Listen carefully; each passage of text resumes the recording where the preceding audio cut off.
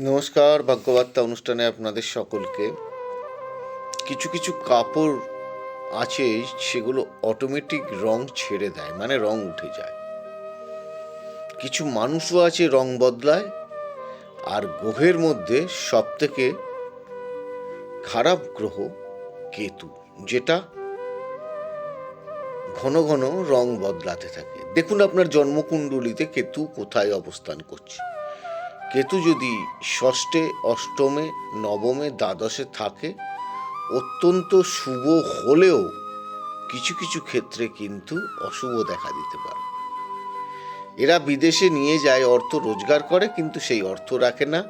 ষষ্ঠে থাকলে রোগ শোকের দিকটাকে বিশেষ করে ভেতরকার রোগের সৃষ্টি করে। অষ্টমে থাকলে গুহ্য পীড়া, শত্রুতা। নবমে থাকলে ভাগ্যের বিপর্যয়। দ্বাদশে থাকলে বিদেশ থেকে অর্থ নিয়ে আসে, বিদেশে নিয়ে যায়, সেইখান থেকে আবার অশুভ প্রভাব নিয়ে আসে। আবার চতুর্থে থাকলে মাতৃক্ষেত্রে অশুভ, মাতৃস্থানীয় বন্ধু বান্ধবের দিক থেকে অশুভ প্রভাব নিয়ে আসে। দশমেও অশুভ, কর্মটাকে নষ্ট করে দেওয়ার সম্ভাবনা থাকে। দ্বিতীয়ই থাকলে অর্থ নষ্ট করবে, আত্মীয় স্বজনের সাথে রিলেশন নষ্ট হবে। সপ্তমে থাকলে স্ত্রীর সাথে মতের অমিল হবেই, ব্যবসা নষ্ট করবে।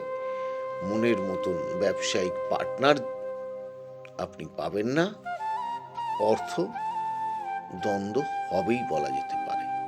ওভারঅল টোটাল প্ল্যানেট পজিশনের ওপর তার প্রতিকার করতে হবে। ভালো থাকুন।